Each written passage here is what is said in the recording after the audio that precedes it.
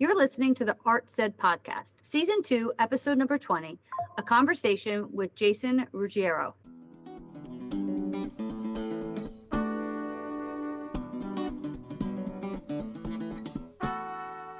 Welcome to the Art Said podcast, conversations through the perspective of the arts and education, hosted by educators and artists Shauna Longo and Edric DeBose.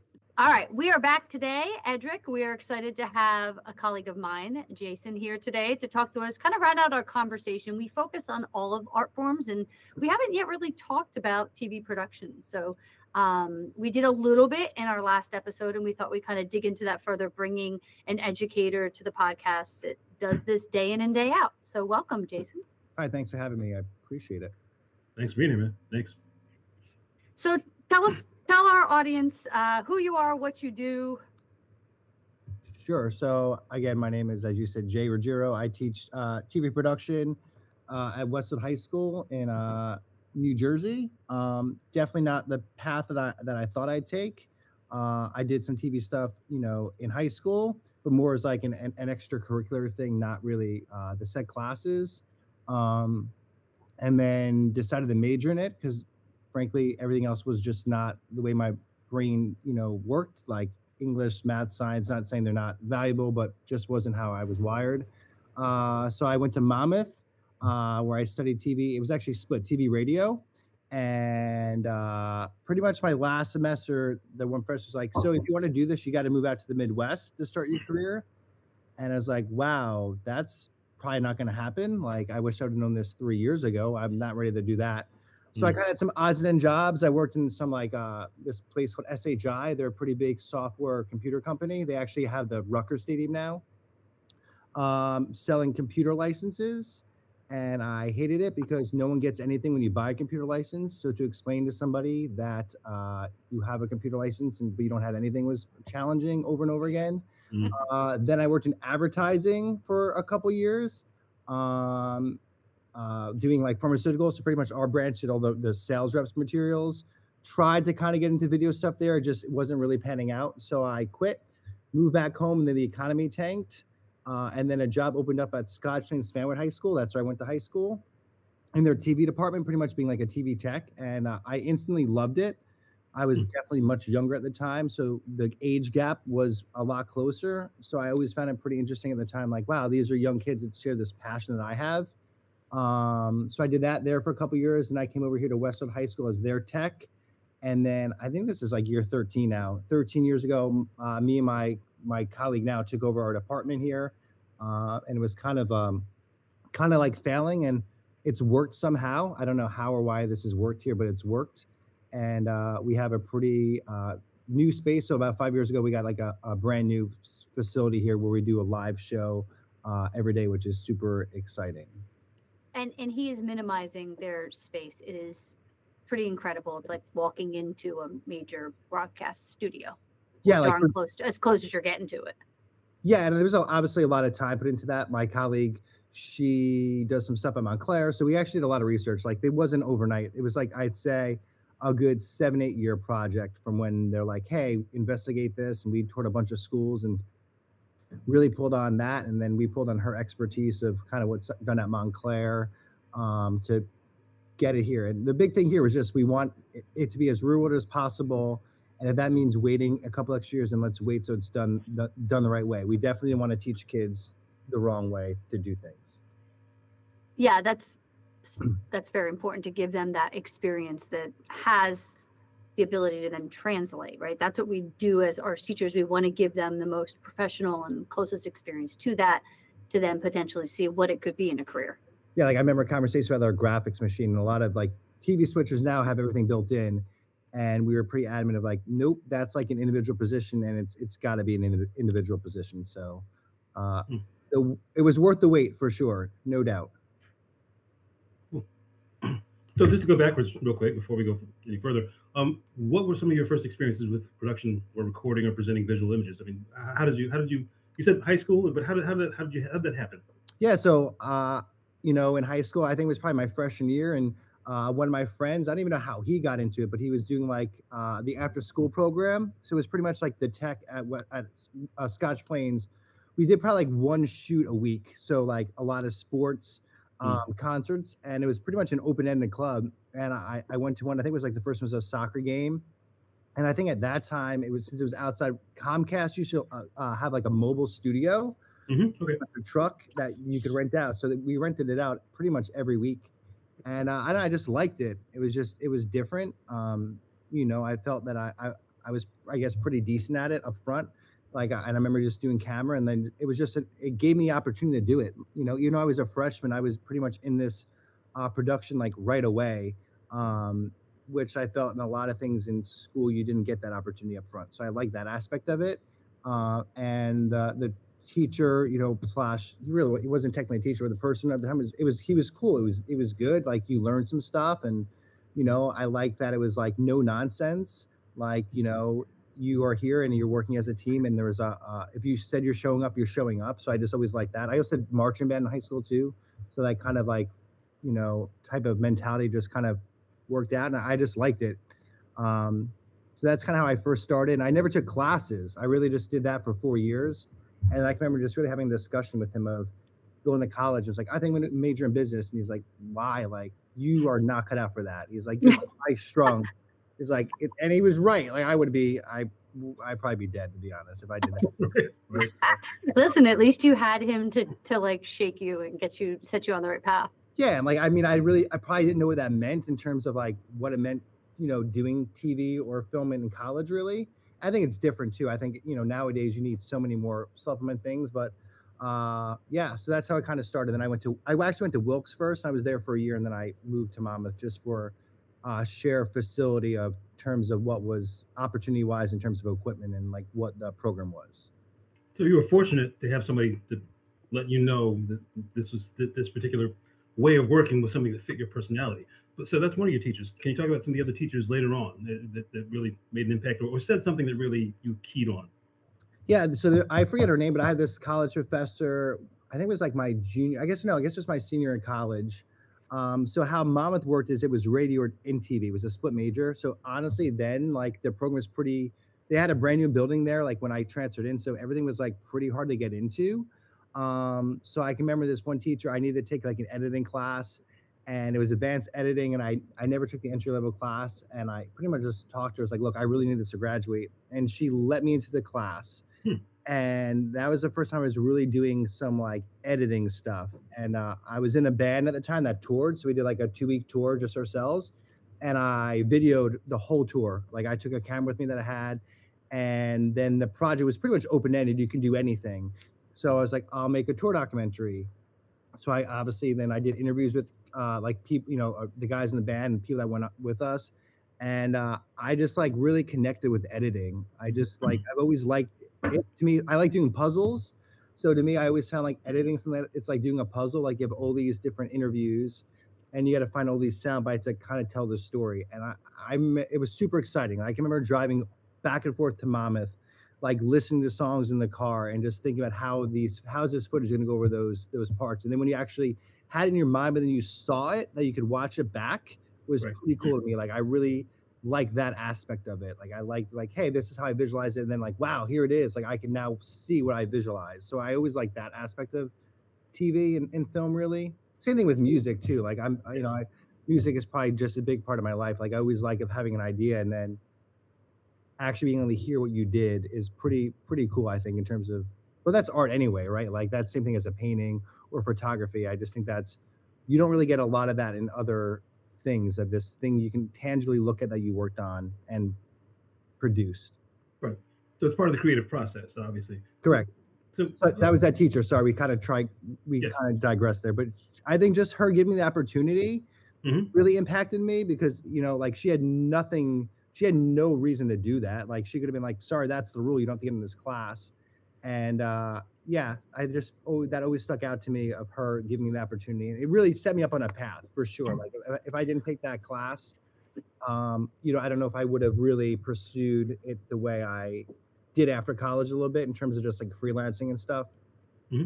I So think also the fact that she gave you so much choice, right, to make it your own and kind of take your path of, oh, I'm going to, use this opportunity being on tour to film it, and that'll be the, inspiration behind what I'm going to produce, I sound was probably also a big part of it. Yeah, and I can remember me being very intimidated in the class because there was kids in that class that had known her for like, coming on 4 years.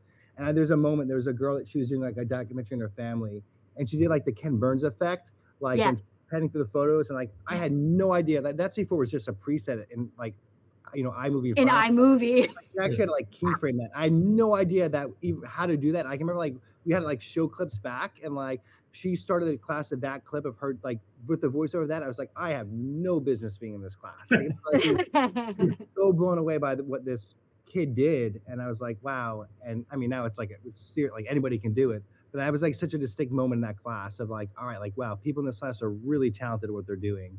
Um, and then I had to like show mine after that, which was God knows I even showed for a clip for that at that point.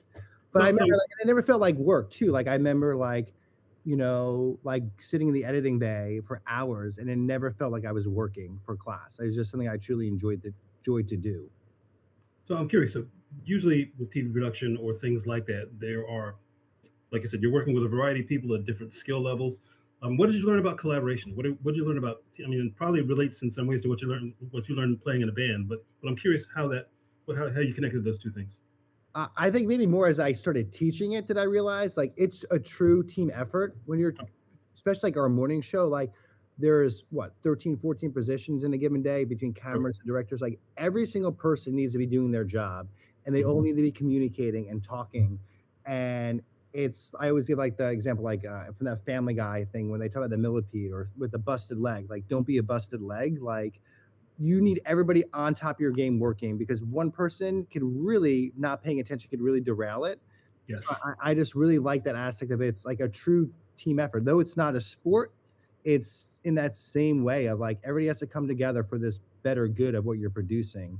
And I really wasn't an athlete. Like I played stuff like like growing up a little bit, but when I got older and started teaching, it was like, wow, this really is collaborative. Like you need everybody to do your job, and if one person doesn't do your job right, it's clear and you can see the mistake to it. If I get one more question, so there are a lot of technical parts. Again, everybody has to be doing their job. There has to be communication, collaboration. So I'm curious, as you've watched, the technology change, right, in terms of how the work is done. What kinds of things always still remain? What kinds of soft skills do you still have to get this work done? Story. I always say you need a good story. Like technology is there you can literally on your phone record and edit a movie that could be shown in the theater. But if you don't have a good story or you're not connected to the audience, it's meaningless.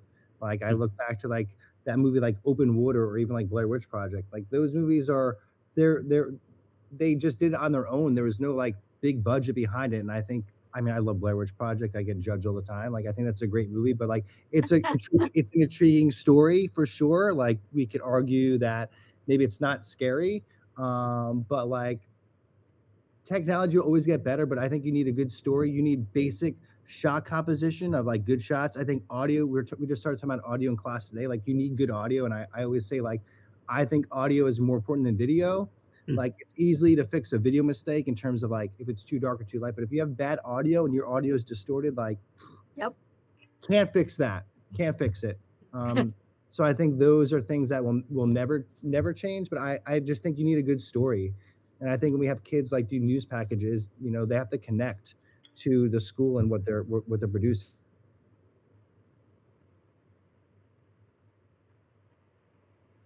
Show show that part of the school and the community here. Absolutely. So tell us.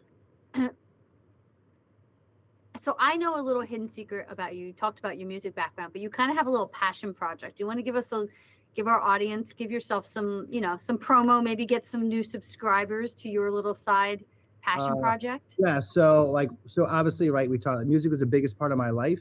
I was in bands in high school. I was in a ska band in high school. There was like 10 of us in the band. We played every weekend, and I wrote all the stuff for that band, and I loved it. And then obviously college, and I toured. So to be honest with you, like that was my path. I'd say up to like senior year in college, like that was the goal, to be in a band and tour and get signed and make that a career. And it just didn't work out the way I wanted. So I've always played music. I've done open mics, and I've been in bands that have played.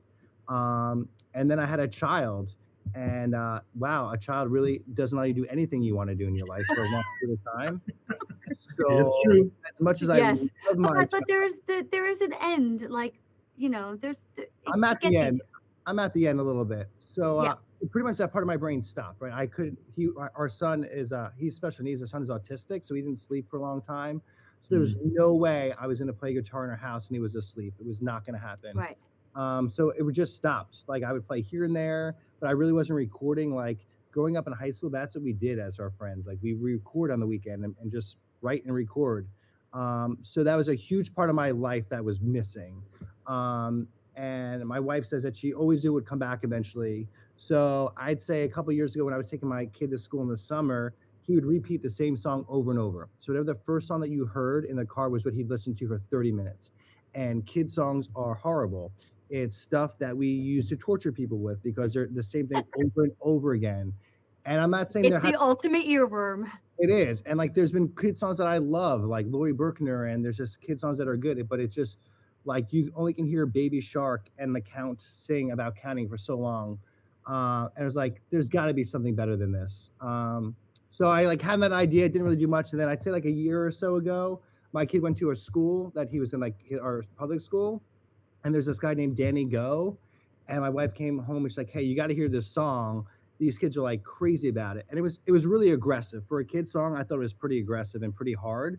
And I was like, "Got it. Kids can do stuff more than just the cookie cutter stuff." So I was like, I had this idea for Punk for Kids, where I take kid songs and make punk rock versions and ska versions of it. And there was really nothing in that space. So I one night my wife and my kid were out somewhere, so I in my basement in GarageBand demoed Five Little Monkeys in like 2 hours, and just to see if this idea would work. And I was like excited. My wife came home and I played it for her, and she smiled and laughed. And I was like, "All right, that's a good reaction. I think I might Yeah. have something." So then I just sent it around to like my core group of guys that are like into that style of music, and like, this is pretty good. This is different. Like, you should definitely kind of roll with this. Mhm. So then last summer, I did 3 songs. I did Wheels on the Bus and Down by the Bay. Hmm. And I don't know, got kind of a little, very, very little traction. And then I did a Halloween EP where I did my first original song called Happy Scalloween, which then I did another version called Happy Halloween. And the moral there is to listen to your wife. Your wife always knows best in terms of what you should be singing about. Uh, and actually got like that got like probably I'd say like 4 or 5 thousand plays in like a month. Hmm. So it's like this is working. So Yeah. I'm doing a new EP now, which is pretty much just all originals. Um, and yeah, and then through another colleague here, they came up with the idea of doing live. Like I never thought to do it live, so I'm actually writing an assembly, and I'm booked this summer in our town for an event called Rock the Park. So pretty much the live Well, show is nice. mixing music and then music education in the show. So like now we're going to talk about loud and soft and kind of using that to kind of play music live for kids. But that's it. My kid likes it. He loves it. He's obsessed. He actually just found out that I can isolate my vocals in GarageBand, and he thinks that's like the funniest thing ever. I don't find it so funny. I don't need to hear just my voice on repeat, but he thinks it's pretty funny. That's Uh, awesome. so Punk for Kids. So it's going okay. Like it's fun. It's definitely a passion project, and it's just good to use that part of my brain again. And my one good friend's like kind of helps me like do some stuff. So there's a lot of talk about mental health in life, and I think just for me, like it's really good for my mental health to do that. And I don't know, you guys do this for a living in art. I think using that part of your brain is super important. And Absolutely. I've always liked the art of recording. Like I love it. I think that the new single's gonna be it's called the Robot Cat from Outer Space. Like my kid just came up to me when they said Robot Cat. So I wrote a whole song based of just that one thing he said. And just the process of listening to it, and like I probably unmixed like number 20 already with it. I just always like that process of getting it down and trying to make it perfect, which it never is ever. Well, and it's very cool that you're taking your passion of, the punk, the ska music, the performing, the editing, and then your child and kind of putting it all together into one beautiful Thing. outlet for yourself. Yeah, and it works. Like like you're obviously you're two very musically talented people. Like it just works musically. Like I'm a big Yeah. Blink 182 fan, and their songs are 3 chords, G C D every song, Yep. and every kid song is pretty much the same. So it actually just works even aside from being fun. It just works musically for what it is too. Yep. I always think about Joey Ramone. Joey Ramone once said, you know, you only need three chords, and sometimes you only need two. It's true though. Like, I mean, it's got to be fun and catchy. And like, I'm not reinventing the wheel. I am by far not a good musician. A lot of it's just copy and pasting GarageBand.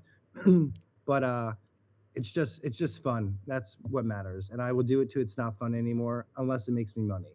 That would be great. So subscribe, and it's learning. Subscribe, yes, please. Subscribe to my YouTube channel because you need a lot of YouTube channel subscribers to make any sort of money. I did make $4. I bought myself salsa. That was the goal, to pay for groceries. There you go. So Awesome. I bought salsa with it. So it's like that's a win. Yeah. Well, you mentioned earlier, you know, that you came into the program at the high school and it was kind of failing. It seems to me that it's really your personality. You love what you do, and that kids pick up on. They can tell right away if you really care about what you're doing or not. You know, and you seem to be that kind of a person. So, what if I can ask this to wrap this up?